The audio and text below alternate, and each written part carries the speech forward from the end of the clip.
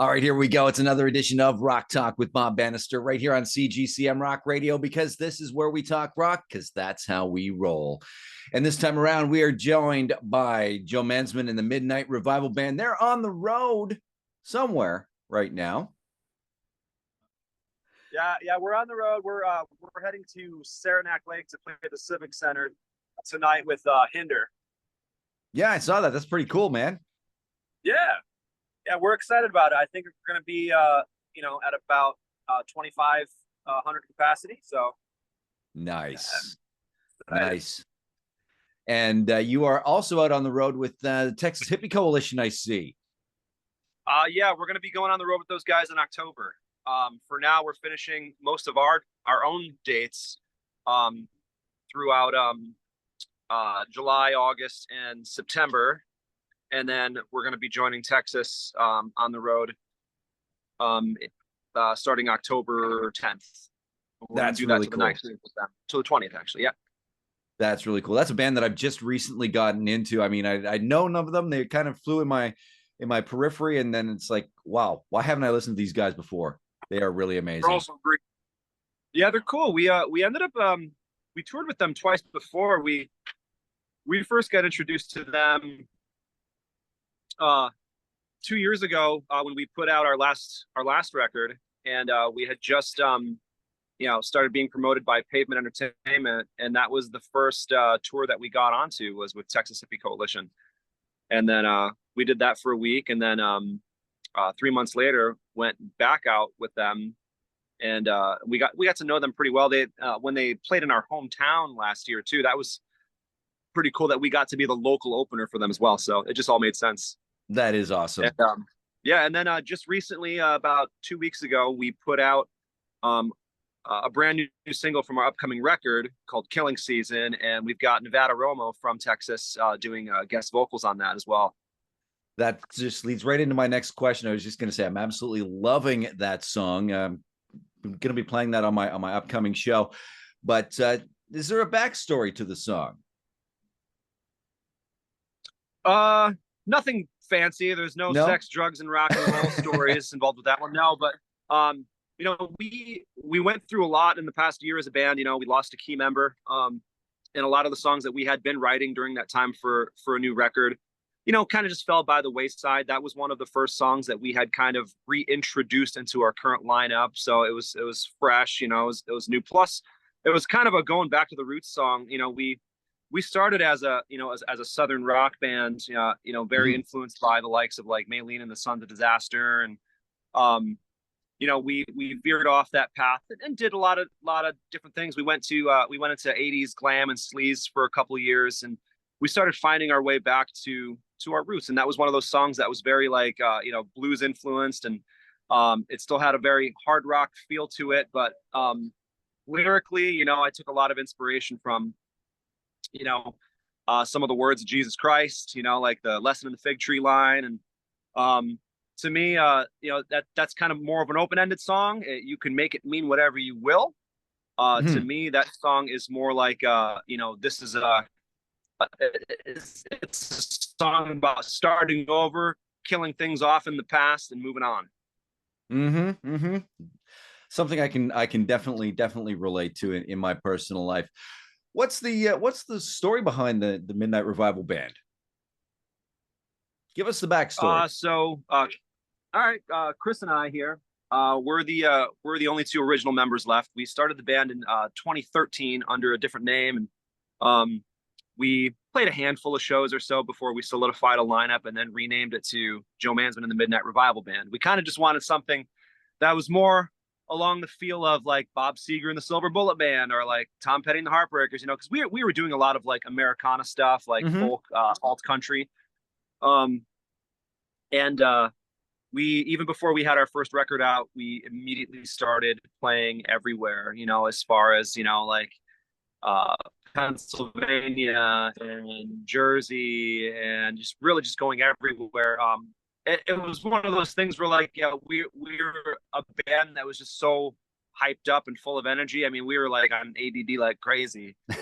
Nobody in our hometown wanted to book us, so we had to go out of town to play shows, man. And then we got enough steam behind our material that when we put out our first record, Too Far Gone, we were very lucky to have released that with Lucas Nelson and Promise of the Real. That was our EP release show. So for a first record playing a venue 500 strong, that was awesome. And then it only took about a year and a half or so before it came out, which is our first full length. Currently our only full length. We did a series of EPs, but Bastard saw us playing shows with Ron Gallo and Dokken and Warrant and Great White, and that's when we started being influenced more by like 80s hair metal and things like that. It was because of those types of shows that we were getting on. We found a lot of inspiration in that, and then so we took our band into that direction during the time that the world shut down with COVID. And then we recorded an entire record over the spring and summer of 2020. At the time, there were no shows anywhere. The world was just totally shut down. I mean, everybody knows that backstory. But that record came out before shows reopened. We shot a music video. We shot 2 music videos actually before there were any live shows happening anywhere. We kind of had to like isolate ourselves, like where we were shooting the videos. And what was cool was when they did started doing shows again, that record had already been out and was already doing really well. At one point, for the first week, we almost got into the Heat Seeker charts. We were very close. Oh, that's very cool. And that was without playing shows. Yeah. So, and now that we are doing shows again, things are obviously picking up. Now we're touring. We toured 3 times in the past 2 years, and going back on tour now. And usually we just, I don't know, man. We keep it punk rock. We do almost everything ourselves. Everything from booking to merch, self-producing our recordings, everything. So, and that's the one thing that I've noticed coming out of the pandemic is there seems to be this whole DIY attitude about the music industry. I mean, bands doing everything themselves nowadays. Producing their own music, promoting their own music. This is just, I think it's pretty amazing myself. Thank you. Well, people didn't have a choice. Sorry about that. No, that's true. No, it's all good.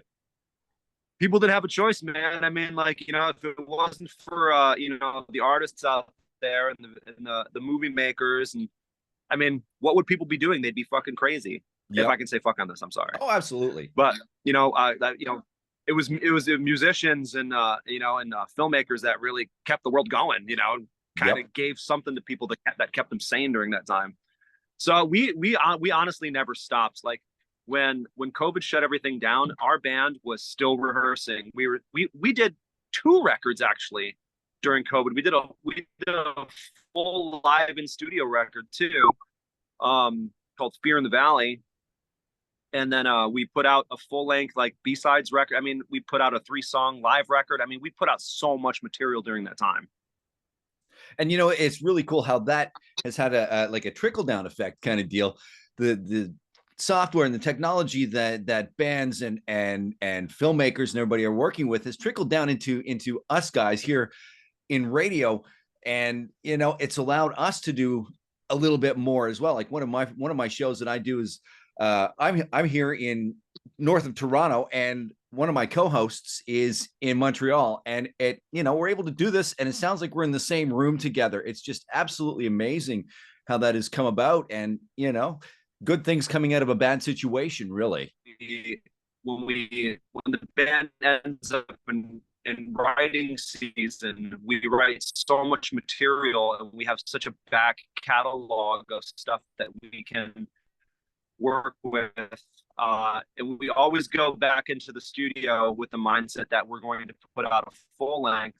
Sometimes we even dabble with the idea of 2 full lengths, but then slew of shows, and now it's back to rehearsals and back to getting back on the road and playing, and then we never end up doing those like long records. So EPs for us has been the way to go. That way we can keep doing what we do best, which is playing live.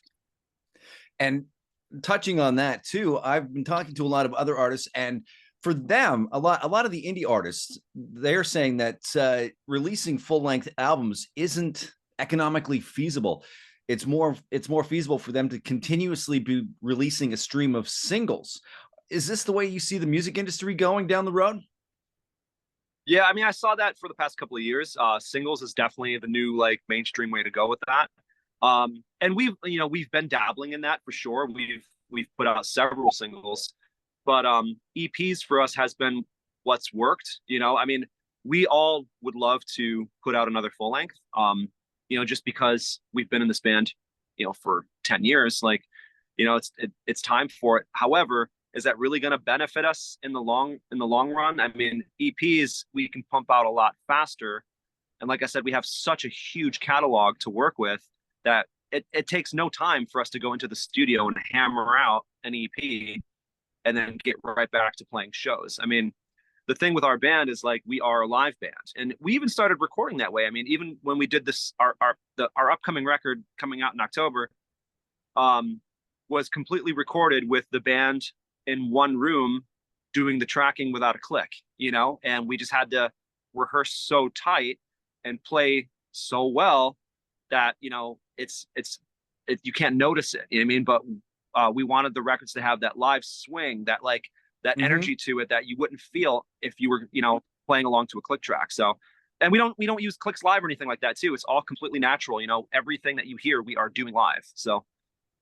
And that's kind of interesting too as well, because I've been noticing, having been in the radio business for a long time myself, I'm noticing the cyclical nature of the industry, especially here in North America. How back in the 50s and the 60s, you could have regional success and still be really amazing, and then it got to the big era of the 80s and everything. Now it's coming back down again to the regionally successful bands, and the recording in one room and everything like that. And that obviously is working for you guys as well. Yeah, I mean, we're very influenced by bands of that era, and that's how they did it. I mean, you just had to like rehearse until you were flawless, and that's how we do it. And we found that approach to recording to be, like I said, far more freeing than just doing track by track. I mean, don't get me wrong, it's not like any of our songs are 100% live. There's obviously some studio touch-ups and whatnot, but like I said, in order to capture like that full like dynamic momentum of the song and all of its different dynamics, and the moving parts, we just had to do the live approach, and it worked out very well for us. So growing up in my household, radio was on 24/7, never turned off. And that's where it started my love of radio. Was there that's what I want to do for a living moment for you guys? Like, was there something where you heard something, it's like, or saw something on TV or whatever, it's like, nah, that's me. That's what I got to do. I mean, me as a guitar player, I mean, I started playing guitar at about 5 or 6 years old, playing with a guitar with a warped neck and nickels as picks. And, went from there, and I think I saw a Guitar World magazine and saw Limp Bizkit on the front. I was like, what the fuck is that?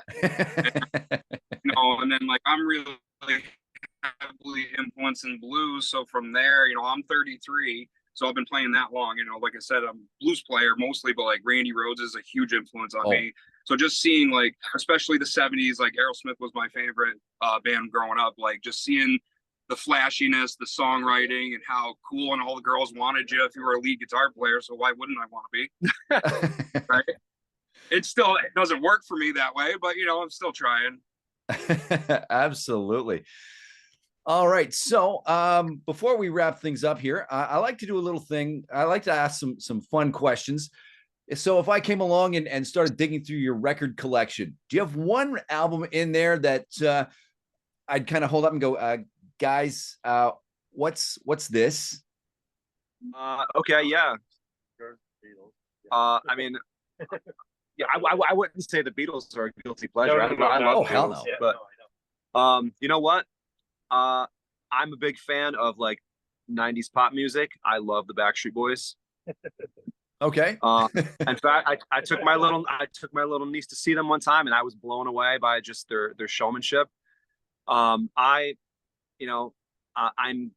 I'm big into things like, you know, like like anybody who's Motown influenced and whatnot. And like, what's yours, Ron? Ed Sheeran.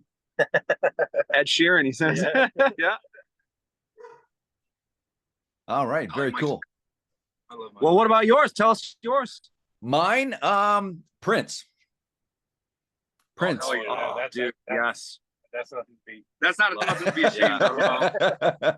I mean, if you look through my record collection, there's like Ozzy and Van Halen and Kiss and Floyd, Zeppelin, and then Prince. You know, Awesome. I have a Tiny Tim record. Does anyone know who Tiny Tim is? Do you have any guilty pleasure records? Yeah, Taylor Swift. Swiftie. I'm a Swiftie. I actually, in one of my previous iterations in the world of radio, I was in country radio for about 15 years, and actually ended up taking some listeners to see Taylor Swift in Toronto. And I actually regret not taking earplugs with me. I mean, the music was great, don't get me wrong, but it was the screaming. I walked out of there with a migraine. I saw Liverpool and it was the exact same way. Yep. Great show, but oh my God, major migraine. All right, so let's wrap things up here with a segment I like to call This or That. It's a series of rapid fire questions, multiple choice, and you give me your answer, this or that. So we're going to start things off relatively easy. Tea or coffee? Tea. Coffee. Tea. Coffee. DC or Marvel? Marvel. TC. Marvel. I don't. Roller coasters or dirt bikes? Dirt bike. Roller coasters. Spicy hot chili or spicy hot wings? Wings. Both. Chili. Both. Dip the wings in the chili. Football or basketball?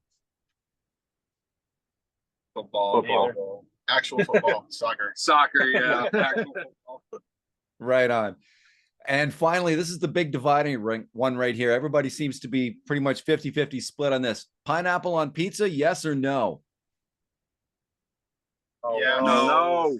Oh, we only got 1 out of 5 here. I interviewed an artist from New York City. Old cheese on our pizza.